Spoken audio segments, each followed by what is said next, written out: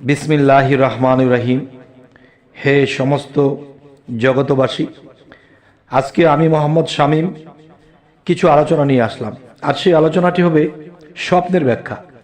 যেমন আপনি দুনিয়াতে চলাকালীন ব্যবসা বাণিজ্য বিভিন্ন কিছুতে যখন চলছেন, ফিরছেন, খাচ্ছেন, কিন্তু আপনার আয় উন্নতি হচ্ছে না, আপনার পিছু টান হচ্ছে, আপনি ঋণগ্রস্ত হয়ে গেছেন, এবং দেখা গেছে দোকান হোক, যে কোনো ব্যবসা হোক, আপনি দিন দিন নিচের দিকে চলে যাচ্ছেন।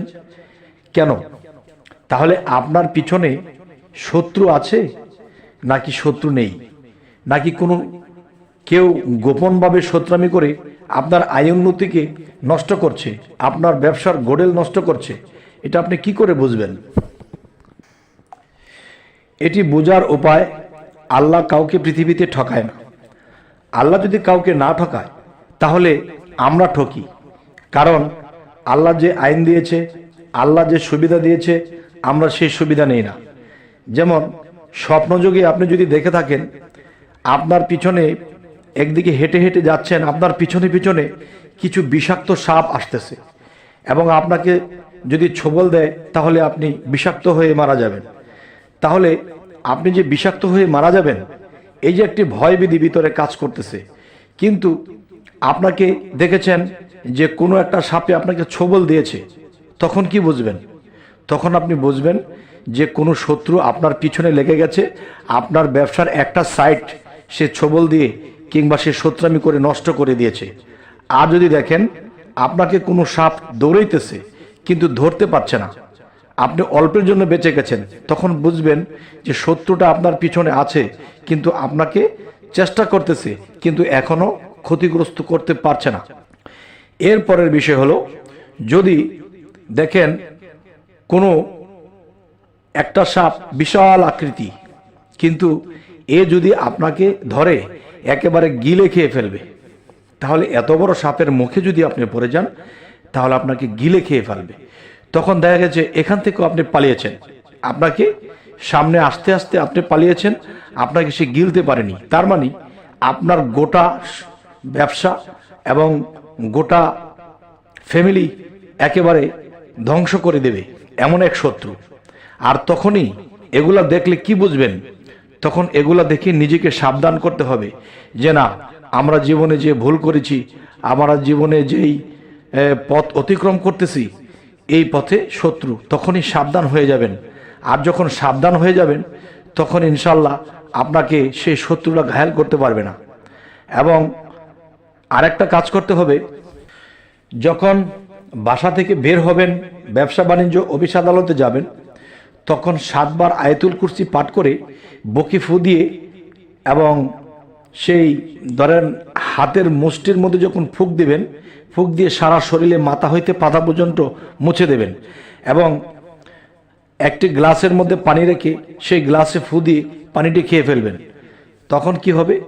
তখন আল্লাহর তরফ হইতে আল্লাহর রহমতের ফেরেশতা দ্বারা আপনাকে পাহারা নিযুক্ত করে দেবে এই আয়াতুল কুরসির গুণে। তখন আপনাকে কোনো ক্ষয়ক্ষতি, আপনার দিকে কুদৃষ্টি, আপনার দিকে যেই সমস্যাগুলো করবে শত্রুরা, তখন তারা আপনাকে দেখতে পাবে না। আর যদিও দেখতে পায়, আপনার ক্ষতি করতে পারবে না। তাহলে সকালে 7 বার আয়াতুল কুরসি পাঠ করে একটা সিজদা দিয়ে বের হয়ে যাবেন ঘর থেকে, ইনশাল্লাহ সন্ধ্যা পর্যন্ত আপনি নিরাপদ থাকবেন। এবং সন্ধ্যার আজান যখন পড়ে যাবে তখন আবার 7 বার পরে নিজের মুখ দিয়ে ফুঁক দিবেন, ইনশাল্লাহ বাড়িতে ফিরে আসবেন। তাহলে এটা কেন করছেন? আপনি যে স্বপ্ন দেখেছেন আপনাকে সাপে দৌড়াইতেছে, আপনাকে ছোট ছোট সাপে দৌড়াইলে ছোট ছোট শত্রু। আর যদি কখনো দেখেন যে আপনি সাপকে পিটিয়ে পিটিয়ে মেরে ফেলছেন, তখন কি বুঝবেন? যে 7টা 8টা বা 10টা সাপে যদি আপনাকে দৌড়ায়, এর মধ্যে 1টা বা 2টা সাপকে আপনি মেরে ফেলেছেন, তখন বুঝবেন যে আপনি 2টা শত্রুকে মেরে ফেলেছেন, কিংবা 2টা শত্রু আপনার পিছন থেকে তারা সরে গেছে। আর যে 5টা রয়েছে, যদি কখনো দেখেন যে আরো একটা সাপ মেরেছেন স্বপ্নে, তখনই বুঝবেন যে আরো একটা শত্রু আপনার কমেছে। এই পৃথিবীতে প্রত্যেকটা স্তরের মানুষকে আল্লাহ সতর্কবাণী দেখায় স্বপ্নযোগে। কারণ স্বপ্ন 3টা ভাগে। একটি ভাগ হলো বায়ুগত, আরেকটি ভাগ হলো আত্মগত, আরেকটি ভাগ হলো আপনার চিন্তাগত। তো মানুষ সারাদিন যেই জিনিস নিয়ে চিন্তা ভাবনা করে সেই জিনিসের থেকেও কিছু আসে, কিন্তু সেটা সেই স্বপ্ন অনেকে বোঝে না। এবং আত্মগত যে স্বপ্ন, যে নিজের পরমাত্মা হতে একটা স্বপ্ন দেখানো হয়, এটা কেন দেখানো হয়? সতর্কবাণী হিসেবে দেখানো হয়।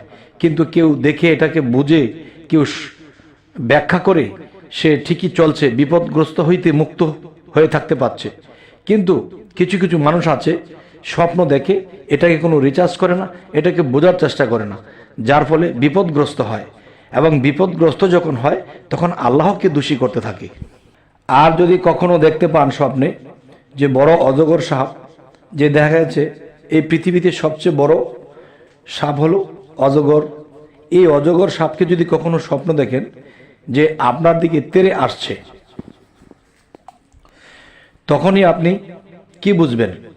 যদি সাপটা হা করে আপনাকে খেয়ে নেবে, তখন আপনি বুঝবেন আপনাকে এমন কোনো শত্রু ধরবে, সে আপনাকে একেবারেই শেষ করে দেবে।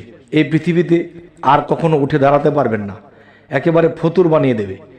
আবার যদি দেখেন এই অজগর সাপ আপনার কাছে আসছে, আপনার সাথে ভিড়ছে, আপনাকে ঘেঁষছে, আপনাকে তার জিহ্বা দিয়ে চাটছে, কিন্তু আপনাকে কামড়ায় না, আপনাকে খায় না, তখন আপনি কি বুঝবেন?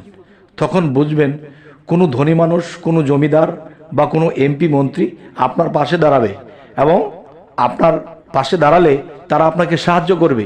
যে ছোটোখাটো শত্রু, ছোটোখাটো সাপ, ছোটোখাটো যারা বিরোধ করবে, আপনার ক্ষতি করবে, তখন সেই সাপটি যদি দেখেন অনেক বড় আকারে অজগর, কিন্তু সে আপনাকে কামড়ায় না, আপনার পাশে এসেছে, আপনার পাশে দাঁড়িয়ে আপনাকে চাটছে, আপনাকে ঘেঁষছে, তখনই মনে করবেন যে আপনাকে সেই সাপটি সাহায্য করবে। এবং সে যখন আপনার সাথে থাকবে তখন ছোটোখাটো সমস্ত শত্রু পালাবে, তারা আপনাকে ক্ষতি করতে আসবে না। সেই ছোটোখাটো সাপগুলো পালাবে, আপনাকে ক্ষতি করতে আর আসবে না। তখনই এই জিনিসটি বুঝে তখন নিশ্চিন্ত হবেন যে অবশ্যই কোনো জমিদার বা কোনো উচ্চ লেভেলের মানুষ আপনার পাশে দাঁড়াবে। তবে হে সমস্ত জগতবাসী, আজকের এই কথাগুলো কেন বললাম? যে মানুষ যখন এমন এক পর্যায়ে চলে যায়, স্বপ্নের ব্যাখ্যাগুলো না বুঝে চলে, তখন গাড়ে গাড়ে বিপদে পড়ে এবং আল্লাহকে বলে, আল্লাহ তুমি দেখলে না, আল্লাহ তুমি চাইলে না। কিন্তু আল্লাহ দেখে, আল্লাহ চায়, কিন্তু আমরা সেটা রিচার্জ করি না, আমরা সেই স্বপ্নকে ব্যাখ্যা করি না, যার ফলে আমরা বিপদগ্রস্ত হই। যাই হোক, আমাদের চ্যানেলের নাম সামনে বিপদ জানুন। আমাদের চ্যানেলের নামটি হলো সামনে বিপদ জানুন। কিভাবে জানব? যে স্বপ্নের মাধ্যমে আল্লাহ অনেক কিছু দেখিয়ে থাকে। এই জিনিসগুলো যখন আমরা ব্যাখ্যা করে জানবো, বুঝবো, এরপরে আমরা অগ্রসর হব, ইনশাল্লাহ আমরা বিভিন্ন বিপদ আপদ থেকে রক্ষা পেয়ে থাকব। তবে আজকের আলোচনা এ পর্যন্তই রাখবো। আমাদের চ্যানেলে যদি আপনারা নতুন হয়ে থাকেন অবশ্যই সাবস্ক্রাইব করে নিন, পরবর্তীতে যেন ভালো আলোচনা আপনাদের কাছে পৌঁছে দিতে পারি। তো সকলেই ভালো থাকবেন। আল্লাহ হাফিজ।